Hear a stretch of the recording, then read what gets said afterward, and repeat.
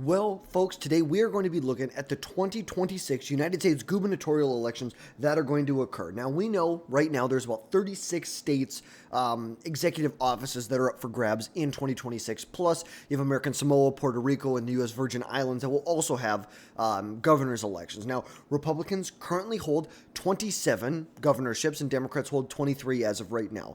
15 of these incumbents are term limited in 2026, which is really opening up the door for a lot of new faces. Like you can see just on the map right here between dark blue and dark red, these are the seats where the governor is term limited. Look at this: Georgia, Florida, South Carolina, Tennessee, Ohio, all of these. New Mexico, Colorado, California, Michigan, Maine. Huge populations that are going to see new faces at the top of the ticket in that race. Now, people, why does it matter? And as someone who is a definitely more right, center right on the political spectrum, I really believe that the governor and the state legislator should have more control over an individual state than the federal government. Governors control state budgets, they have veto power, and policies that really hit your wallet and your community a lot more than stuff that happens at the federal level.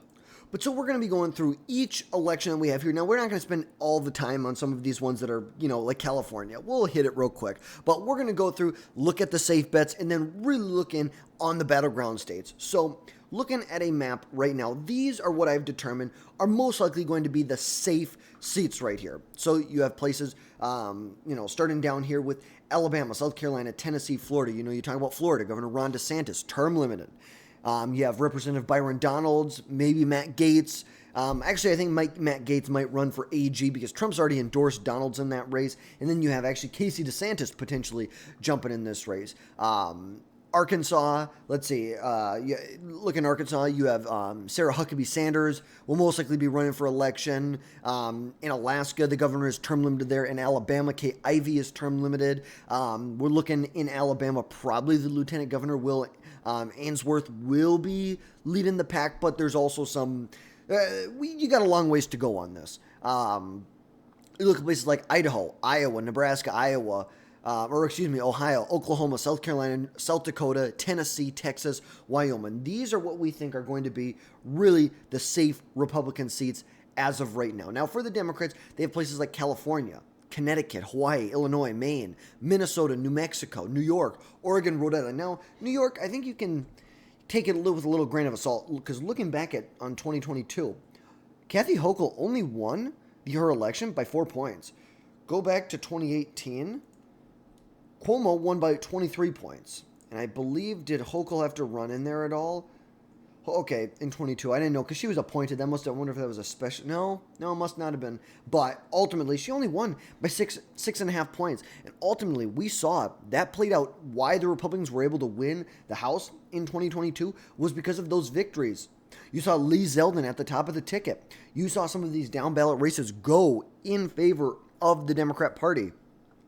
In the Republican Party. New York 19, they were able to flip. New York 17. You look at George Santos was able to flip a seat in New York's 3rd Congressional District. And then you look at Congressional District 4 here, where you have Anthony D'Esposito, who was able to flip a Democrat seat here as well. And then a very close election. Now, obviously, you had your stronghold Republicans here. But look at this, even just compared to 20. And see, now there was redistricting, so I guess you can't take it exactly for what it was. But you saw some big races that played out. Now, ultimately, I think that New York will still vote for a Democrat. Unfortunately, I think they will. But these are where we see the battleground states right now. Nevada, Arizona, Kansas, Georgia, Pennsylvania, Michigan, and Wisconsin. That is where I believe the true toss-ups are going to be. And you could even throw in New Hampshire in here. I think New Hampshire could be, I don't know why I had that. I'm sorry. New Hampshire is definitely going to be a toss-up state. Obviously, a lot going on there right now. But we're going to start off with Arizona. And let's find them on the map right here. So this is where Katie Hobbs, the current incumbent governor, she snuck by in the 2022 election against Kari Lake. She was able to sneak by barely, won by about half a percentage point in that election against the Republican Kari Lake, won by about 17,000 votes in this election. Now, She's running again and is fundraising very hard right out of the bat. We know Democrats nationwide know that this is going to be a tough seat to maintain. Trump won Arizona in 2024 by 5 points. He did lose it in 2020, but he won it back in 2016 by 3 points. So really, his largest margin he's ever seen in the state occurred in the most recent election in 2024. Now, Katie Hobbs it's like she's going to have a really formidable challenge. You're most likely going to see someone like an Andy Biggs jump in this race. Andy Biggs and Karen Taylor Robinson, who she was a candidate for governor in 2022. Trump ultimately endorsed Carrie Lake in that race. It was a very vicious primary between Robinson and Carrie Lake. Very, very vicious primary back in 2022. Now, Hobbs won by a very slim majority, and Arizona's swing state status really makes this a toss-up. It is a very nuanced state. Like we said, it currently has a Republican legislator, but a Democrat governor. It voted for Biden. It voted for Trump, Biden, Trump. Very, very nuanced state. It currently has 2 Democrat senators at the national level. 2 Democrat senators. You have Mark Kelly and you have Ruben Gallego, who replaced the retiring Senator Kristen Sinema, who initially had held this race here. Now, the GOP, there is a lot of room for pickup here. There is. They can hammer on the border security, how inept the Democrats have been in the state and nationwide, and tax cuts. Voters want tax cuts, especially if Donald Trump is able to deliver on his promise to not only renew the Trump tax cuts, to make some of it permanent, and to even further cut taxes.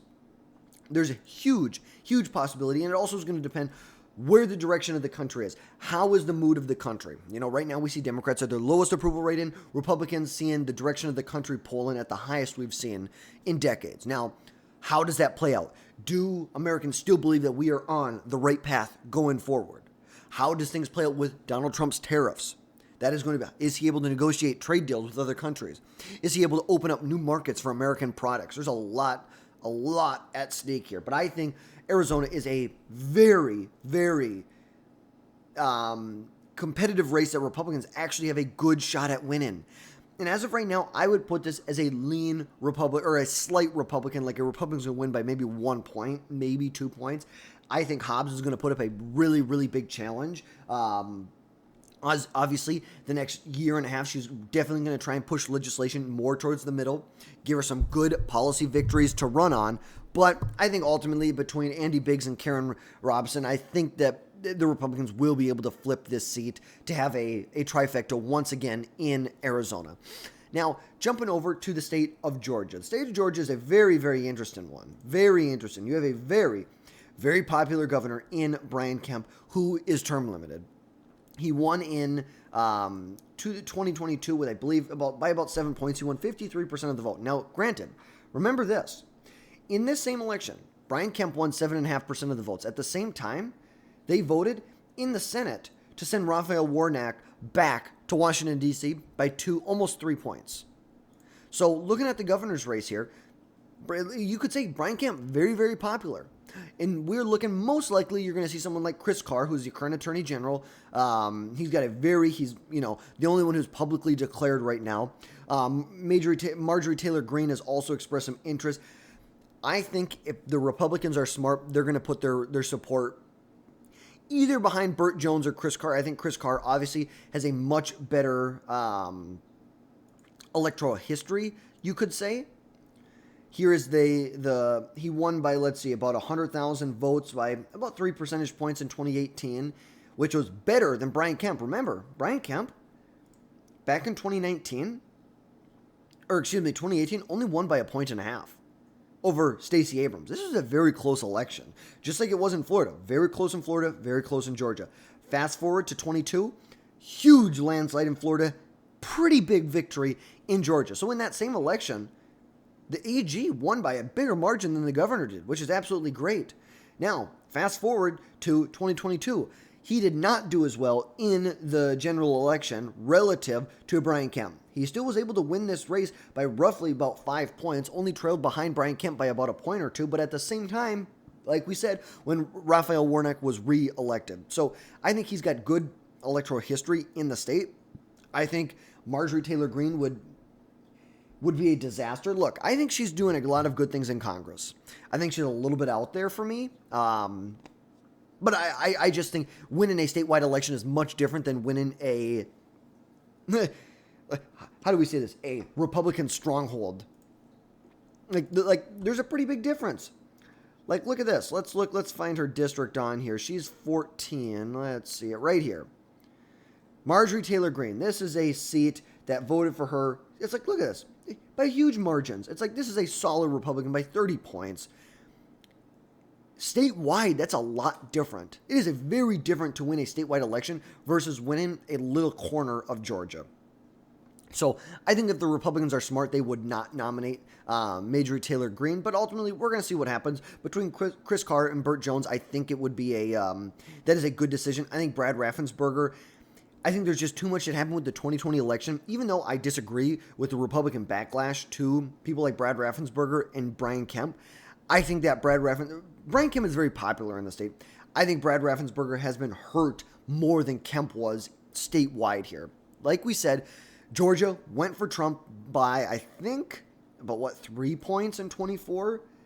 2.5 points. It voted for Biden barely by a fourth of a percentage point in 2020, and it voted for Trump back in 2016 by about 5 points. Now remember, this used to be a Republican stronghold. Mitt Romney won it by 8 points. McCain won it by 5 points. George Bush won it by 16. George Bush won it by 11. Look at this. Dole won it by a point, but that's ultimately because the Democrats did have a good year in 2016. You had a Southern governor who was able to win a lot of these Southern states. Look at this, Louisiana, Arkansas, Missouri. Look how blue this state was when Bill Clinton ran. Now also, you have to take into account, you had a lot of vote going to Ross Perot, which really split the Republican ticket. But ultimately, Georgia, it's a very nuanced state that has been trended more and more towards the center, which shows it can be competitive. Democrats have won statewide, Republicans have won statewide. Now, it seems that Democrats are going to tap someone like Stacey Abrams to run again, which I think would be a horrible decision. Like, I honestly think it would be terrible for the state. But also, maybe you could see someone like a Raphael Warnock jumping in this race, but ultimately, I don't think he would. As of right now, just from the data that I have, I think it is safe to say that Stacey Abrams is the favorite to lead in 2018. And look at the one poll that was taken. Oh gosh, this was in 2023. Why would they even have this in here? She was leading, which great. Looking at the Republican hypothetical poll, and look at this. Burt Jones over Chris Carr with 73% undecided. Ultimately, this was back in 2023. That was so far out. We need new polling in the state to see really what's going to happen. But this is going to be a very hot seat. This is an open seat in a purple state with a lot of national money and spotlight put on it. From a conservative perspective, Georgia wants to to show that conservative governance really still works, that policy purity is not what we should be going for. We should be going for electability over policy purity. And look at what Brian Kemp did. His record on jobs, public safety, he really set the bar for another Republican administration that would come in. So ultimately, we need to find someone who has that sort of support, and I think Carr would be a great decision. Off that, ultimately, it's going to be decided in a Republican primary, but we're going to see what happens. I think that this state is going to lean red. It's just going to depend on who's leading the ticket. Marjorie Taylor Greene, I call it a toss-up or even a lean blue. If you have Chris Carr or Burt Jones, I'm going to say, like I said, just like Arizona, by a point. I think the Republicans, they squeak by in this state. Now, jumping over to the wonderful state of Michigan. The state of Michigan, right now, you have Governor Gretchen Whitmer, who definitely has her eyes set on running for president in 2028. Gretchen Whitmer is term limited after a pretty big victory over Tudor Dixon back in 2022. She won by, that is 24. That's the Senate race, dummy. Let's see.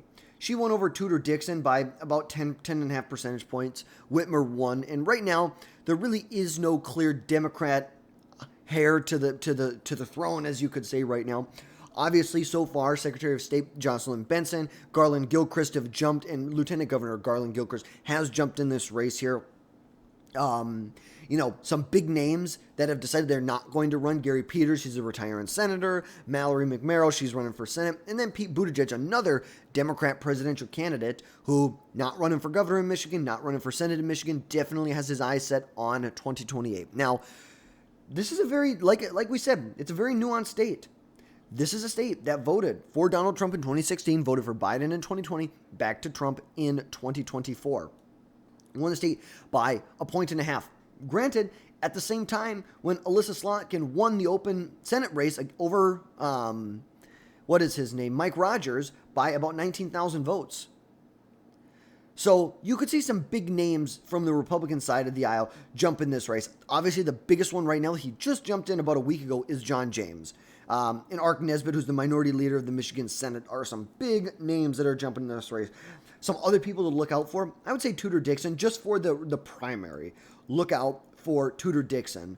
There have been some other, Lisa McClain, who's a representative. Dick DeVos, he's the husband of Betsy DeVos, the former education secretary.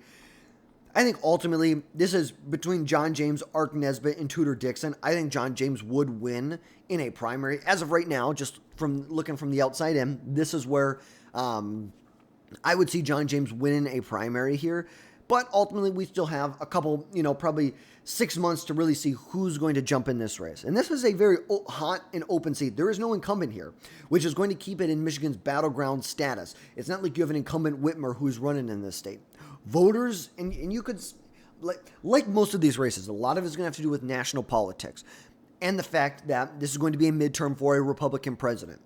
A lot of that's going to play in here. If you're looking at, as of right now, I would probably list this as a either a slight or a lean Democrat advantage. I know the, what are these people called? The prediction services has it as a toss-up. I would say right now it's a slight advantage for the Democrat Party as of right now, just based on it's a midterm, the national trends.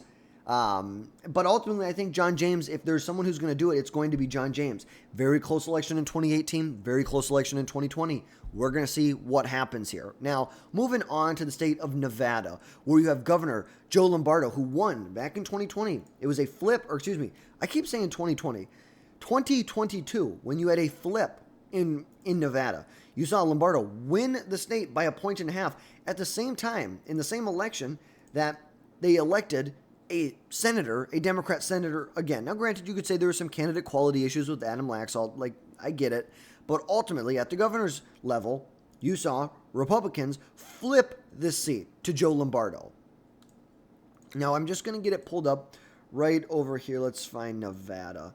And it is currently listed for me as a toss-up. He won about 49% of the vote back in, just shy of 49% of the vote. And he is eligible and is expected to run for a second term. Now, Nevada's really a toss-up. Biden won it narrowly in 2020. Trump won it, was able to flip it in 24. This is a state that has been trending to the right.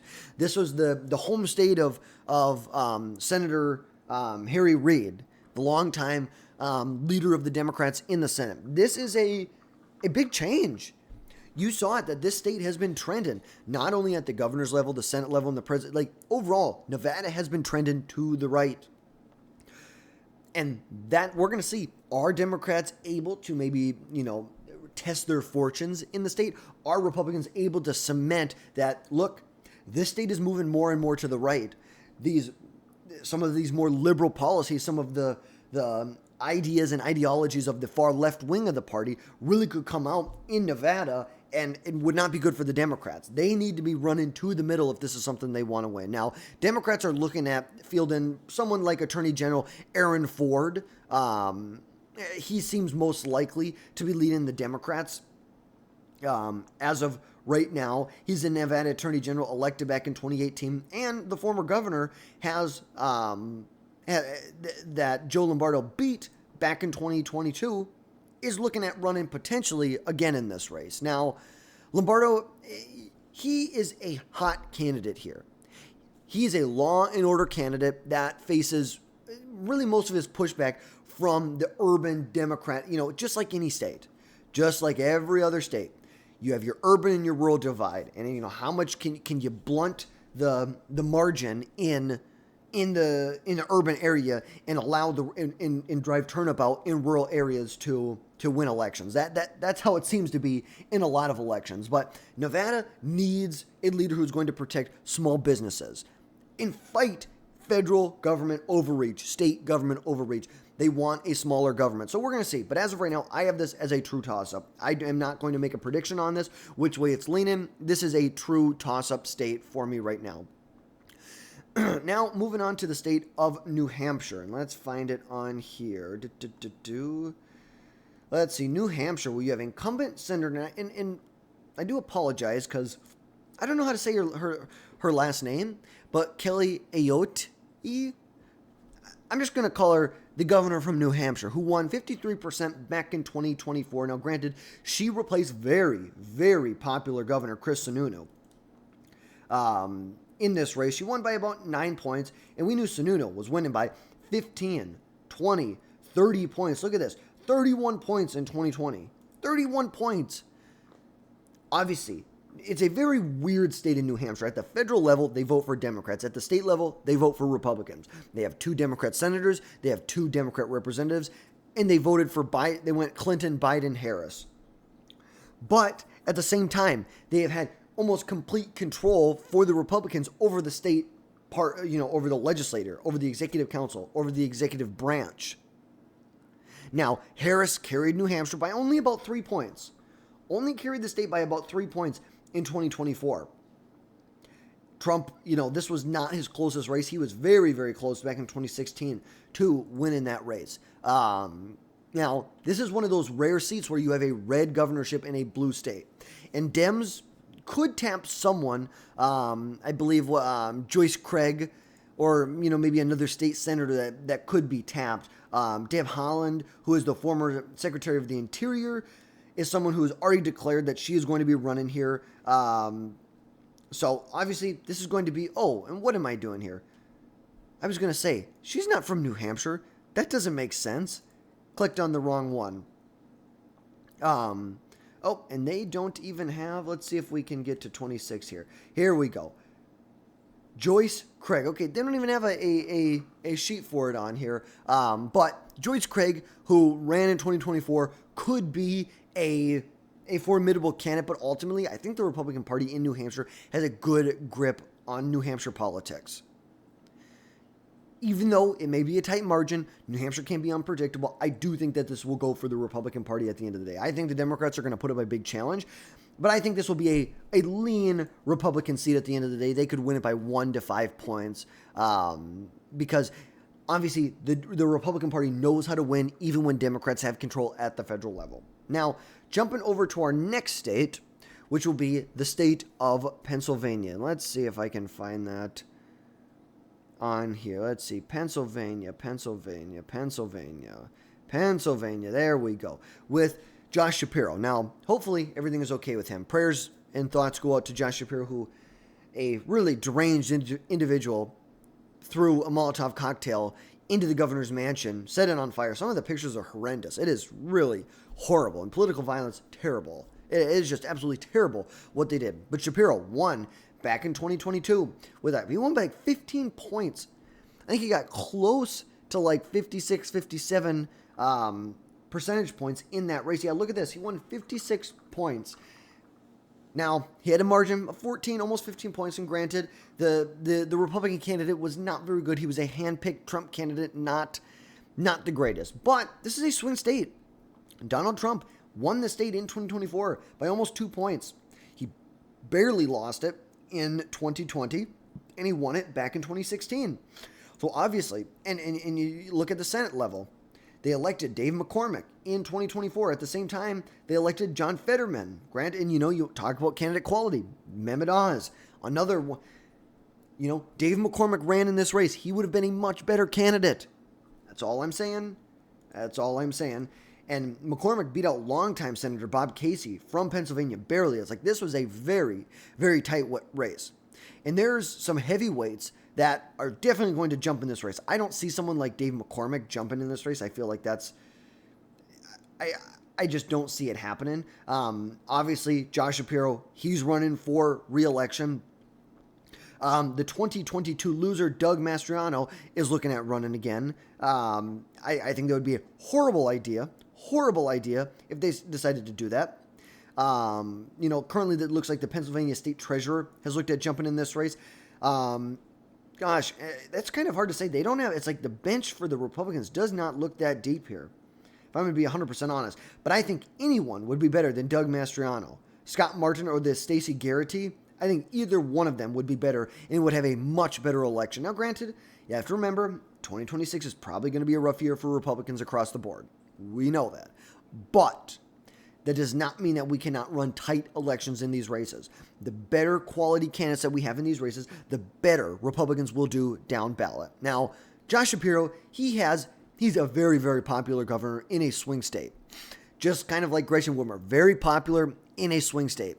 And I think the GOP could put up a good challenge and message him and go after him. But he is a moderate Democrat. I see this as a very, very hard election. Even though I think it's in the competitive area, I think this is a likely going to be a Democrat hold here by 1 to 5 points. I don't think he's going to win by 15 points. I could, in some weird world, see him winning still by double digits. I just don't see it happening by 15 points. Now that brings us to, we have one more, I guess two more we're going to really look at, and that is Wisconsin, where you have Governor Tony Evers, who won back in 2022 with, I believe, about 51% of the vote. Let's see. Yeah, won about 51%, won by about 3.5 points here, which was actually, I believe, an improvement from his election back in 2018, where he only won by a point, went on to win by almost 3.5 points in 2022. And he is eligible to run for another term and is expected to run for a third term. Now, Trump took Wisconsin in the presidential race by about a point. He lost it, though, voted for Biden in 2020. 2016, went for Trump. This is a very close race. And, there was just recently a Supreme Court, a recent Supreme Court election that did occur in the state that you saw the Democrat Susan Crawford really demolish, demolish her opponent Brad Schimmel. Won by roughly 10 percentage points. This was, now granted, there's a lot of issues when it comes to the infrastructure for the Republican Party on the ground in this state, but ultimately, this is an off-cycle election, off-year election. You are seeing the high propensity voters, the people who politics is a part of their life, voted in these elections. We know the Republican Party is made up of low propensity voters, and for that reason, I don't think that you should take this as a direct, oh my God, Wisconsin is all of a sudden going to vote for Democrats by 10 points. No. Statewide, when it's a high turnout election, Republicans it's going to be a very close race. We saw what happened in 21. 21, when you had 23. When you had an election that voted for the Democrat-leaning candidate by 10 percentage points, well, at the same time, it went ahead the next year and voted for Donald Trump by roughly 1 percentage point. Now, Wisconsin is very, very prone to ticket splitting, which makes it a true battleground state. There's a lot of Republican voters here who want relief from high taxes and the crime, and the GOP probably does have a shot here. I think you could say this is a slight Democrat advantage just due to the incumbency, but I think with a strong statewide candidate, you could see a very, very tight race in Wisconsin. Now, ultimately, we've seen some big names like Tom Tiffany is a big one who you could see jump in this race, who is pretty popular in the state. You look at people like Eric Hovde, who barely lost the 2024 Senate race against Tammy Baldwin. Talk about ticket splitting. It voted for Trump and it voted for Baldwin. At the same time, it voted for Trump, but also you saw some of these more Republican seats that got closer. This was a seat won by Mike Gallagher by 56 points. Mike Gallagher retired. Now, it was only won by roughly 14 points. Look down here. Only won by 10 points. Back then, and it was actually only 8 points back then as well. But ultimately, they are very prone to ticket split in there. And I would say it is a lean Democrat solely because he's an incumbent. But I think there's plenty of baggage that goes along with Governor Tony Evers that could bring him down, especially when it comes to the transgender stuff that's going on. It's like, I don't want to get too deep into that right now, but I think that is a very big political liability. I think some of his views on immigration, those are big political liabilities. But like every other race, and I'm going to say it a million times between now and the midterms, so much has to do. How is Donald Trump able to enact his domestic spending agenda? How is he able? What does it have to do with securing our border, following through on his promises, the reconciliation bill, the appropriations bill? What actually occurs? What is Trump able to get done? Do Americans feel like we are on the right path? If they feel like we're on the right path, it's going to be a good midterm for Republicans. If they don't, if we start to see those numbers, the polling numbers for the percentage of Americans that believe we are on the right track, it will show in this next upcoming election. But as of right now, I have this as a lean. So really, you're looking at a 2-seat flip. And then in Kansas, of course, is kind of a weird one. You have Governor Laura Kelly, who's a Democrat, is term limited. Trump won the state by 14, 15, 16 points, I think. He won it by 16 points. Even in 2020, he only won it by 14, 20 back in 2016. Ultimately, I think Kansas will also be a Republican flip. We're just going to see who they're actually able to recruit to run for this race. But some other races that didn't really make it, but to take a look at. Colorado, you have Jared Polis, who is term limited. You already have Senator Michael Bennet and AG Phil Weiser, who are Democrat contenders for this race. This is a lean blue, but we know Colorado has elected Republicans in the past. Let's go back to the Senate. Let's look at, they had initially won it back in 2014. You had saw a Republican win statewide in Colorado. I don't remember the last time Colorado elected a Republican governor. Probably has been a while. But ultimately, there is the ability for Republicans to flip this seat. I think it's something that people should keep an eye out on. But, there's a big, why do these matter? Governor's races aren't just like just another race. They are the executive for that state. They are like the president of their own state. They shape the taxes for the state, education. They set the priorities, law enforcement. And 2026 is a midterm under President Trump. So the turnout and the mood will swing the results. If turnout is high, you can expect Republicans to do well in a high turnout environment. But ultimately, if it is a lower turnout election, then I'd expect Democrats to do pretty well nationwide.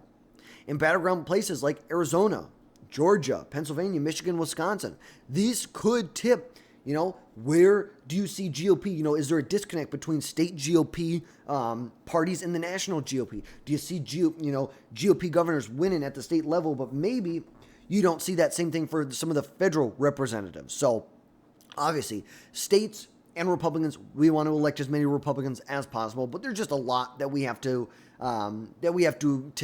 let play out before them. These are going to be ultimately the toss-up races here that I would definitely, and not toss-up, but just competitive races that if I were you, I would probably keep an eye on these races. So we will be here the whole way, bring you updates as new things come out.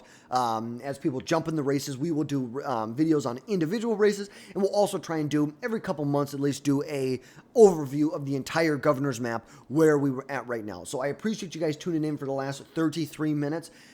Drop it down below, hit that subscribe button. Don't miss another video from us again in the future, and we will catch you next time.